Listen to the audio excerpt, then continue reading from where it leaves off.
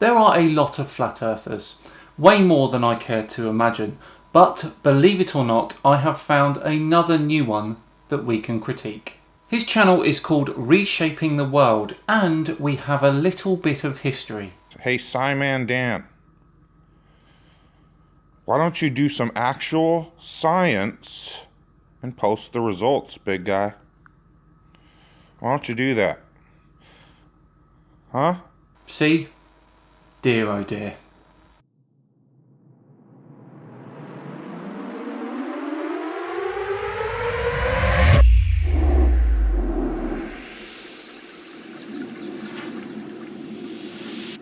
Hello all and welcome to another episode of Flat Earth Friday with me, Simon Dan. Yes, that channel in question is run by a man called Dan Pratt. This is him. And if I keep it relatively level, it'll stay at that blue line. Because gravity's holding it there, right? The same gravity is holding this piece of metal on there. Okay? So why is it when I bend the tube, all the water disappears like gravity has suddenly stopped working at that point? He spends the majority of his time just sat in a chair talking. I mean, who does that?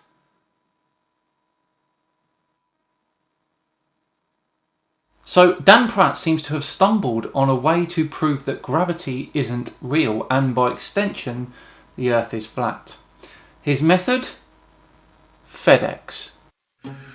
Okay, what's up guys? So just a quick, it was running through my head again. So I looked up what the weight difference should be between, say, the North Pole and the equator. It says if you weighed 100 pound, took a 100 pound weight and weighed it at the North Pole and then at the equator, it would be 5.5 ounces difference.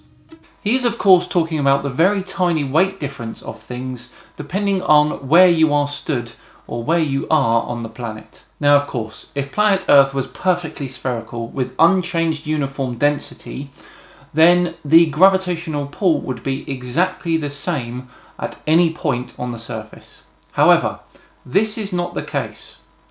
A rotating body tends to cause an oblate spheroid, which is like a sphere but a bit chubbier around the middle. Now of course, if you are on the equator, that means you will be slightly further away from the exact centre of the Earth, and as such will feel a slightly smaller gravitational pull. Couple that with the centrifugal force that causes this bulge, and you end up with slightly different values for gravitational acceleration. Remember, mass doesn't change, but the gravitational acceleration that causes weight does.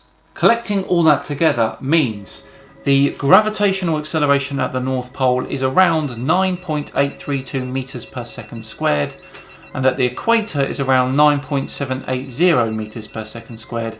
This of course means you're weighed differently at either location. So if we, divided that by 10 and took a 10 pound weight, that would still leave a half an ounce, 14 grams. I don't think I can see any problem in this so far, but let's continue. So if we then took that and divided that in half to take into account from the North Pole down to the 45th parallel, like around where I'm at, or in North America somewhere, that if you took a 10 pound weight and weighed it here with a scale that goes down to grams, all you need to do is it to measure and with how many weed smokers in the flat earth. I know somebody's got some gram scales out there. Yeah, pretty much everyone in Europe. By the way, the 45th parallel is not exactly in the middle of those two values. It's around 9.806 meters per second squared. So you weigh it here in North America and then mail it to someone on the equator. And when they weigh exactly the same, there's no way that can be, and it's not going to be fractioned down to lower than grams. And if people say it is, then there's more accurate scales out there that go farther than grams. They're not cheap. but there are. So, that's one that would absolutely prove it. Let's bear in mind that Dan Pratt hasn't actually done this test. He's merely postulating the outcome in favour of what he expects. Of course, when conducting such a test, we must make sure we're roughly the same height above sea level so that we eliminate any additional height changes. We must also make sure, of course, that we use the exact same item and the exact same scales. When you mail something from the 45th parallel to the equator and there's no weight change, there you go. The Earth is not spinning. It's that simple.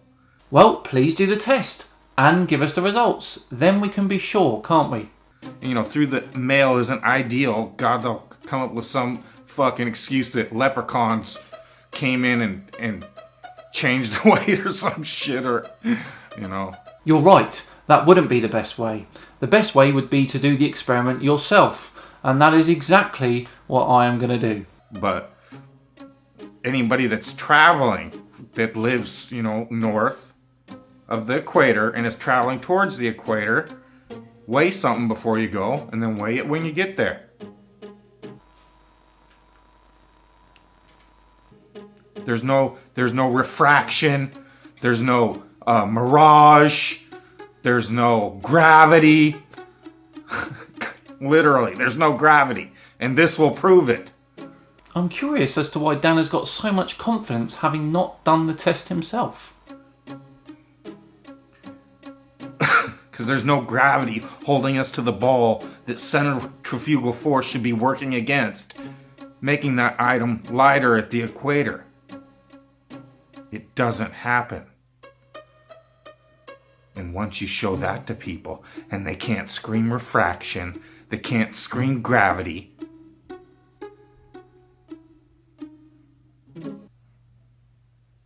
because you've just proven there's no weight change. He's talking like it's a done deal, like someone has proven this. And there would have to be, with gravity on your imaginary ball. So that, I came out with the idea before, that all these people doing these experiments, the FE core and all this shit, well, instead of doing the same laser experiments over and over where people just scream refraction, you could just take a flight and weigh something before you leave, but shoot, you could just mail it. So, just another idea. Yeah, it is, and I'll give you kudos for that, but I don't think it's going to turn out the way you think it will.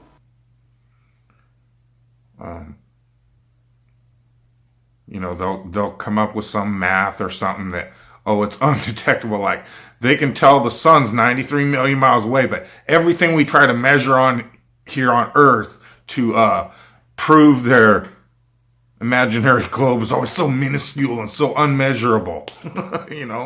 Well, we're talking grams, so it's absolutely measurable. Yes, it is. At this point, I'd like to draw your attention to this clip from Wolfie 6020.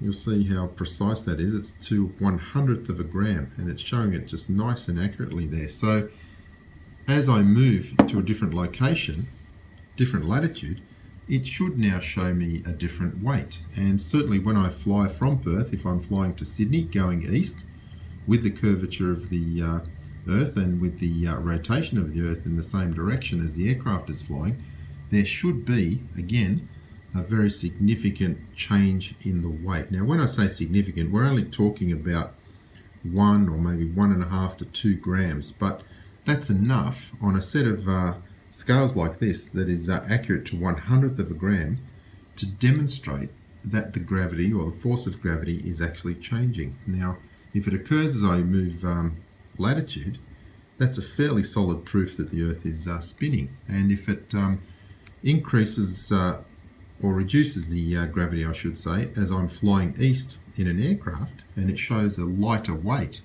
on this set of scales, well, that's also proof that the aircraft is following the curvature of the Earth. So I'm looking forward to doing this further testing. So I'm now in Canberra, Australia, which is a latitude of 35 degrees 18 minutes south. So it's more than 3 degrees further south than Perth was, and that's just looking out over Canberra Airport. Now, if we put my weight on the scales, which were calibrated in Perth to exactly 500 grams, 500.00 grams, it should show a heavier weight here in Canberra because we're at a further south latitude. So we're getting less centrifugal force from the rotation of the Earth. So let's see if we can actually measure that.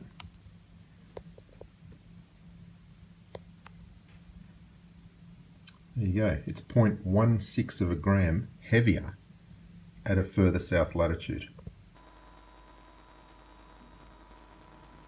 Now, just in case Daniel Pratt doesn't accept Wolfie 6020's results, I am going on holiday next year to a location on the 29th degree of latitude. I live on around the 50th degree. This will be good. Right, that brings another episode of Flat Earth Friday to a close. I do hope you enjoyed it. Thank you very much for joining me. If you want to see more, the subscribe button is down and to the right. And I shall see you all on Tuesday for some more evolution deniers. See you all then.